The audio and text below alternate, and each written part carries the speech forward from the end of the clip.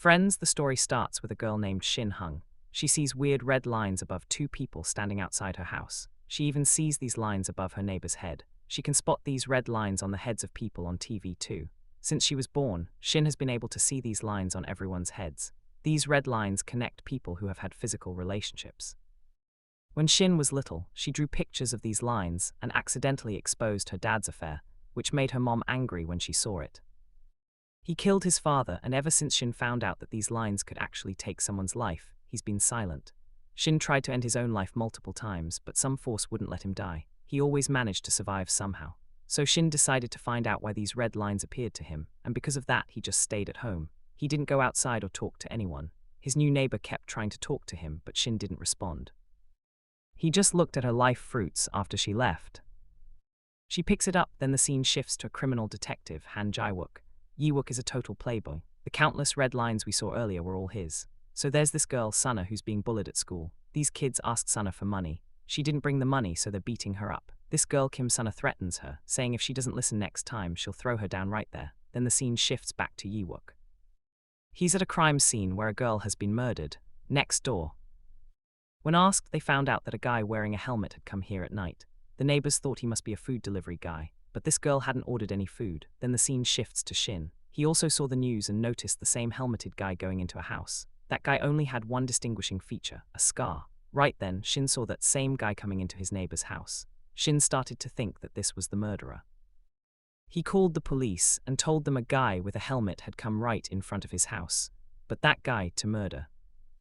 No, he had come to meet his neighbor. There's some tension between them. So the next day, Sunya asked Ji-wook for money. Ji-wook looked at her and asked what happened and why she needed so much money. Without saying anything, Sunya went into her room. Just then, Ji-wook got a call saying that yesterday someone related to that helmet guy called near his house. Ji-wook went outside Shin's house and said, "You called last night, I need to talk to you about that." But Shin didn't open the door. Then a guy from their building came over and said, "It's no use." Yeah, this girl doesn't come outside. Still, Jai calls Shin. Shin opens the door and says he made a mistake. He thought the guy with the helmet was there to hurt that woman, but it turned out they were a couple. After saying this, Shin closed his door. Then that guy came back here at night. This time he was outside Shin's house. Shin noticed that the two lines on his S-line from yesterday had become one again today. That's when Jai found out that the deceased girl's ex-boyfriend, Jonggin, lived near Jai's house, and a month ago, another girl. There was a murder. He and Jongmin used to go to the same gym. Ji-wook saw Jongmin's photo and remembered him, but right then he got a call from the hospital. His father had gone missing from his room. Ji-wook saw his father on the roof. He was trying to kill himself. Ji-wook's partner, Officer Jongmin, arrived at the house. Jongmin called Ji-wook saying something felt off. Suddenly, Jongmin attacked the officer. He tied up the officer, put on his helmet, and went straight to Shin's neighbor's place. Shin saw him leaving. She grabbed a knife and stepped outside, but then she couldn't even walk properly. Shin would faint. In her dream, she saw her mother calling her over. Meanwhile, it turned out Jongmin could also see the S-line. He attacked that girl. He was about to kill her when Shin showed up, but because she was weak, Shin couldn't do much to him. Just then, Ji-wook arrived. He found Shin's house open. From there, he heard the other girl's voice. He saw Jongmin was about to kill that girl. Shin mustered her courage and attacked Jongmin. Ji-wook also shot him.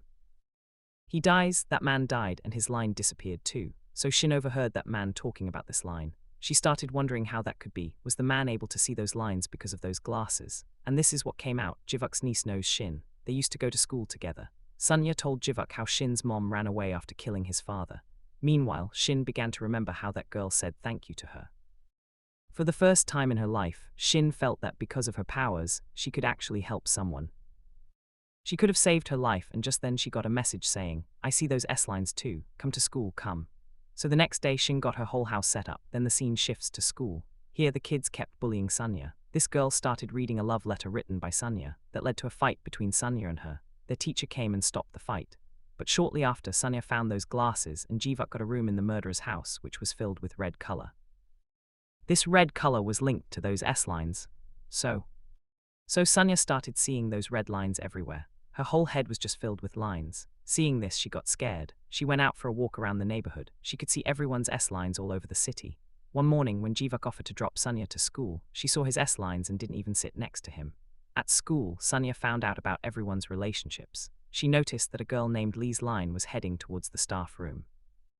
It turned out Lee was having an affair with their language teacher. From that day on, Shin also joined Sunya's class. After that, Sunya's Uncle Jiwook comes here. He came to ask about Jongmin. Jongmin was a math teacher at this school. Jiwook asks if he used to wear glasses often. Sunya says the homeroom teacher said no, he never saw him with glasses. Then on the terrace upstairs there were glasses left. Sunya says there was some bullying going on, but here Shin came to help. She grabbed Lee and said, "We'll both fall down together." Lee got scared. She called Shin crazy and walked away. Later that night, while going home, Sunya took a photo of Lee meeting with that teacher. She took that photo. Ko was with that teacher at a motel at the time, but she didn't tell the teacher anything about the photo. Sunya replied to Ko saying, "I'm a minor, not just me, even the Korean teacher will get into trouble because of this photo." Then Sunya sends that photo to the teacher too, saying, "Keep 20 million won ready." Sunya wanted to use that 20 million won to get a separate place from her uncle. She didn't even consider Jivak part of her family. After that, the next day, the Korean teacher deliberately scolded Lee in front of everyone. Then he pulled her aside and asked, "Who showed our photo?" "Did you take the photo?" Lee says this is Sunya's job. Sunya started taking photos of others too and began blackmailing them. Shin saw all this. She asks Sunya about her glasses. Shin finds out that Sunya can see red lines through those glasses. She tells Sunya that those glasses are dangerous, but Sunya doesn't listen. She just asks how these S-lines can be erased. Shin explains that they only disappear when a person dies. Later that night, Sunya gets a message from that teacher. "He came and told me to take the money, so I said I was with a guy and that girl Lee is watching over him here. Lee and Shin told me they heard about this whole thing. Here I was told that she steals glasses. Now Lee started noticing everyone's secrets. While looking for the glasses, I called Shin and asked if she took them. Shin said no, and I told her I was going to school. When I got to school, I asked the teacher for money. The teacher looked really scared. He begged me saying, 'I have a little kid, my wife is pregnant. Where am I supposed to find 20 million bones?' But She didn't listen when I was turning bad. You all just quietly watched. Then that photo somehow got to the teacher's wife and she told everyone that I hadn't sent it. Meanwhile, Shin came running towards the school and right in front of her, Sunya fell off the roof. Shin rushed Sunya to the hospital. Jivak also came running there. Shin explained that she had gone looking for Sunya. She told Jivak, "I don't know about anything else, but Sunya didn't commit suicide." The next day, this news spread all over the school. Shan took off a boy's glasses and asked, "Where did you get this from?" But these aren't just regular glasses, they're those S-line glasses. They were lying on Teacher Kim's desk. Mr. Kim asked, "Whose are these?" The homeroom teacher didn't know anything about them, so Kim put the glasses on himself. He started seeing S-lines too. Kim also saw a bunch of S-lines around Jiwook. Jiwook came here saying he had gone to talk to the homeroom teacher. He asked about the girl who was bullying Sunao, but Lee was missing. After that, Jiwook asked about the boy sitting next to Sunao. He talked to that boy. This guy says that it was Sunya who asked me out on a date, but after taking the photo, she started looking for something. She had lost something. Later, while checking the CCTV footage, Jai saw her there. Then the scene shifts to that teacher Kim. He was at his sister's house. This is where he met his brother-in-law for the first time, and here we found out that Kim was going to marry a girl. They were living together. But one day, before the wedding, when Kim came home early, he found his girlfriend with one of his friends, and that's when Kim confronted his brother-in-law. Kim saw her going somewhere else in an S-line building. He opened the lift and looked out. She was heading towards someone's house. The next day, a parcel with the same address as that house arrived in front of their home. Kim used the parcel as an excuse to go there. He found out a girl lived there, and she was talking on the phone with Kim's brother-in-law. Kim went and talked to his sister, asking if she was happy with this marriage. They both started talking about their parents, how their dad had also cheated on their mom, and that's why Kim hates his dad. That's the gist of it. Basically, she hated people who cheated. So at school, a photo of the Korean teacher and Lee got leaked. The Korean teacher felt so ashamed that he ended up committing suicide, but Jiuk suspects it wasn't really a suicide. He went to pick up Shin from school and asked her why she went there that day. Shin asked if he saw her glasses. He did, so she told him to find the glasses and she would explain. Meanwhile, teacher Kim was following his brother-in-law. He saw him having dinner with that same girl. He was watching closely. Kim called her brother-in-law and asked, "Where are you?" But he lied. Kim quietly went over to his table and checked his hotel room number. Then outside the room, Kim grabbed her brother-in-law by the hands and asked, "Why did you do this?" He tried to justify himself and said, "I'll fix everything today." The next day, Kim's sister had an accident in her society, and meanwhile, Kim checked the other girl's ID and found out she was pregnant. Kim ran to his sister's place where a crowd had already gathered. The accident had happened to his sister.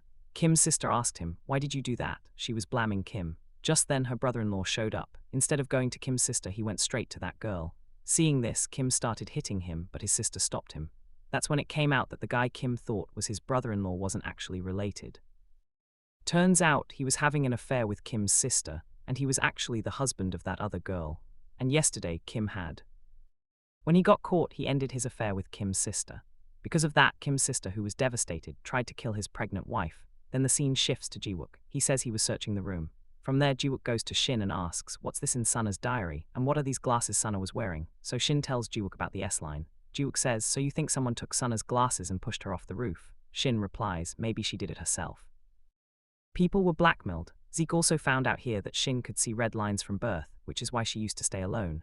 But now she's made 2 friends at school. Shin started working at a hotel as a receptionist. Meanwhile at school, another teacher had those glasses and could see the S-lines too. This teacher had a crush on another teacher. So this teacher changed her look and started going to the same hotel where Shin was working. One day, Shin's friends showed up there. This teacher got interested in the girl as soon as she saw her, so the teacher. "I used to live alone. She was here, obsessing like crazy about that other teacher." Then Shinky's friend recognized her and said, "Hey, she works at our school." So the teacher went home. Her place was pretty messy. From there, she just started checking out all kinds of S-lines around the world. Then the scene shifts to Jivuk. He was going through Shinky's family files and found out that because of the S-lines Shinky made as a kid, her mom ended up killing her dad. Jivuk went to ask Shinky if the story he heard about the S-line was true. Now Shinky. She doesn't say it outright, but Jivuk can tell something's up. When Jivuk asks, Shin explains that her S-line doesn't connect with anyone in their class. Then on TV, there's news about a murderer who was laughing after killing someone, saying, "Now I'm clear." Seeing this, Shin realizes that this guy also has those glasses. Meanwhile, the teacher with the same glasses starts talking to another teacher. Their S-lines were different, but this female teacher is imagining them together. Meanwhile, on the other side, Shin and a girl named Yujin are getting along well. Shin is swimming in front of her. She jumps into the pool. He jumps in right after her. When Yujin brings noodles for Shin, Shin tells Yujin about those S-lines he sees, like how he notices those curves. Yujin actually believes him. Shin starts to kinda like Yujin somewhere along the way. He even starts seeing an S-line on his own head. Meanwhile, the female teacher comes back to the hotel. She always picks the same room because there's a hole in the wall that lets her peek into the room next door. But today, she spots the male teacher in that very room. She's here. He came with another girl. The female teacher got really angry seeing them together. She took off her fake hair and stuff, then stayed longer at home. The next day, she went and knocked out that other girl and tied her up. She got ready herself and went to the male teacher, saying, "Love me." But the male teacher started thinking she was crazy. So this woman had already slipped some medicine into his water, which made him pass out. She took him to the bed to fulfill her desires. But because he fell, the male teacher's head. He started bleeding. If he died right there instead of helping him, that female teacher was just trying to fulfill her own selfish desires. After he died, she would have gone and killed herself too. That's when Shin saw the other woman. Shin went over and saw the dead body of that man. She called the police. Shin told Jivuk that those glasses were really dangerous. So Jivuk emptied the bottle where that woman had died and found those glasses there. Now Jivuk started seeing the S-lines too, and with that, friends, the first part of our story ends here. The end, you'll get the rest of the story in the next part, so don't forget to like the video and subscribe to the channel to watch it.